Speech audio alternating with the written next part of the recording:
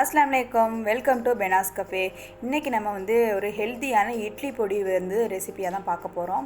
வாங்க இப்போ எப்படி செய்கிறதுன்னு பார்த்துடலாம். அதுக்கு ஒரு கடாயில் கருப்பு உளுந்து எடுத்துக்கிறேன். அது 1 கப் அளவு எடுத்திருக்கேன். இதில் நான் சொல்கிற அளவுகள் எல்லாமே நீங்கள் எந்த கப் எடுக்கிறீங்களோ அதிலே மெஷர் பண்ணிக்கோங்க.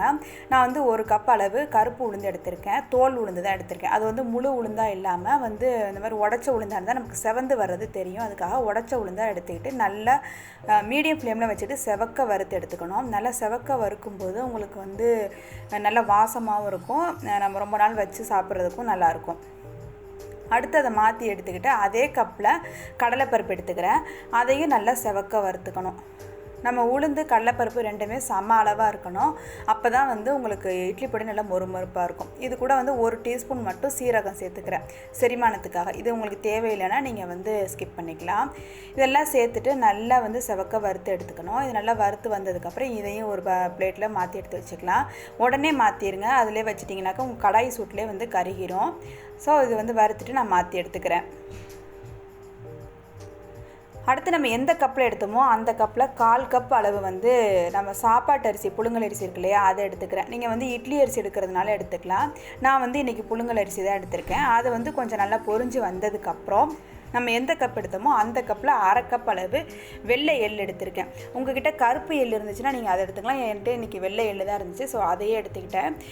வெள்ளை எள் சேர்த்தோன்னே சிம்மில் வச்சு நல்லா வறுத்துக்கோங்க. எள் சீக்கிரம் கரிஞ்சிரும். இது நல்லா பொரிஞ்சு வந்ததுக்கப்புறம் அதே ஒரு பிளேட்டில் மாற்றி எடுத்துகிட்டு அதே கடாயில் கொஞ்சமாக நல்லெண்ணெய் சேர்த்துட்டு ஒரு 20 காஞ்ச மிளகாய் போல் காம்பெல்லாம் நீக்கிட்டு அதை சேர்த்து லைட்டாக வறுத்துக்கோங்க. கொஞ்சம் லைட்டாக வறுத்து வந்ததுக்கப்புறம் நல்லா ஃப்ரெஷ்ஷான கருவேப்பிலை நல்லா 1 கைப்பிடி அளவு சேர்த்துக்கலாம். கருவேப்பிலை நல்லா ஃப்ரெஷ்ஷாக இருக்க மாதிரி பார்த்துக்கோங்க. அப்போ தான் நல்லா வாசமாக இருக்கும். உங்களுக்கு அந்த காஞ்ச ஸ்மெல் இல்லாமல் இருக்கும். இந்த கருவேப்பிலை நல்லா மொறுமொறுன்னு வறுத்து வரணும். அந்த அளவுக்கு நல்லா வறுத்து எடுத்துக்கோங்க. பாருங்கள், நல்லா சுருங்கி வந்திருக்கு. இப்போ இந்த மாதிரி இருந்தால் தான் நம்ம ஒரு 6 மாதம் ஆனாலும் நம்ம வச்சுக்கிறதுக்கு நல்லாயிருக்கும். இப்போ இது நல்லா வறுத்து வந்ததுக்கப்புறம் ஒரு 10 பூண்டு பல் தோலோடு சேர்த்துக்கிறேன். பூண்டு சேர்த்ததுக்கப்புறம் ரொம்ப நேரம் வறுக்க தேவையில்லை. ஒரு 2 நிமிஷம் மட்டும் அந்த கடாய் சூட்டில் இருந்தால் போதும். அவ்வளோதான். இப்போ இது எல்லாமே நல்லா வறுபட்டு வந்துருச்சு. மிளகாயும் நல்லா உடையிற மாதிரி வறுத்து எடுத்துக்கோங்க. இது எல்லாத்தையும் ஒரு பிளேட்டில் மாற்றிட்டு அந்த சூட்லேயே கொஞ்சமாக பெருங்காயத்தூள் சேர்த்துக்கிறேன். நீங்கள் கட்டி பெருங்காயம் இருந்தால் மிளகா சேர்க்கறதுக்கு முன்னாடி அந்த எண்ணெயில் கொஞ்சமாக போட்டு பொரிய விட்டுக்கோங்க. இதுக்கு தேவையான அளவுக்கு ஒரு 1/2 டேபிள் ஸ்பூன் அளவுக்கு உப்பு சேர்த்துக்கிறேன். இது எல்லாத்தையும் சேர்த்து ஒரு தடவை கலந்து விட்டுட்டு நல்லா ஆற வச்சு நம்ம மிக்ஸி ஜாரில் சேர்த்து அரைக்கணும். இப்போ இது நல்லா ஆறிடுச்சு. ஃபஸ்ட்டு மிளகாயும் கருவேப்பிலையும் சேர்த்து கொஞ்சம் நல்லா பொடி பண்ணி எடுத்துக்கிட்டு அதுக்கப்புறம் நம்ம பருப்பு வகையெல்லாம் சேர்த்துடலாம்.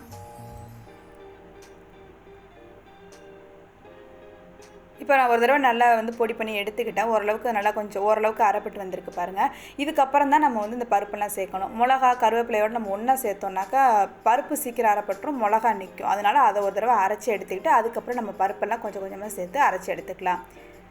ரொம்ப நைஸாக அரைச்சிடாதீங்க. ஃபஸ்ட்டு இந்த மாதிரி குறப்பாக அரைச்சி எடுத்துகிட்டு ஒரு தடவை எல்லாமே ஒரு தடவை மிக்ஸ் பண்ணிவிட்டு அதுக்கப்புறம் நம்ம 2வது ஷிஃப்ட்டாக நம்ம மறுபடியும் அரைச்சி எடுத்துக்கலாம். அப்போ தான் உங்களுக்கு பொடியும் சூடு கிளம்பாமல் இருக்கும், ரொம்ப நைஸ் ஆகிடாமல் குறப்பாகவும் இருக்கும். இப்போ மிச்சம் இருக்க அரிசியை நான் அரைச்சி எடுத்துக்கிறேன். இது எல்லாத்தையும் ஒரு தடவை கலந்து விட்டுட்டு ஒரு 5 நிமிஷம் ஆற விட்டுட்டு மறுபடியும் நான் மிக்சியில் போட்டு அரைச்சி எடுத்துக்க போகிறேன். அப்போ எல்லாமே ஒன்று சேர கலந்து வந்துடும். பக்குவம்லாம் நம்ம கரெக்டாக நம்ம நார்மலாக எப்போ இட்லி பொடியெல்லாம் எப்படி குறப்பாக ரவை பதத்தில் இருக்குமோ அந்த அளவுக்கு வறுத்து எடுத்துக்கோங்க.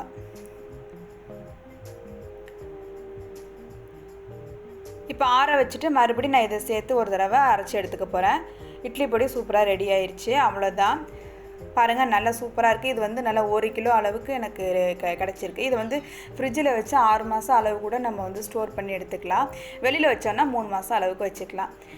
இந்த வீடியோ பிடிச்சிருந்துச்சுன்னா நம்ம சேனல் லைக் பண்ணுங்கள், ஷேர் பண்ணுங்கள், சப்ஸ்கிரைப் பண்ணுங்கள்.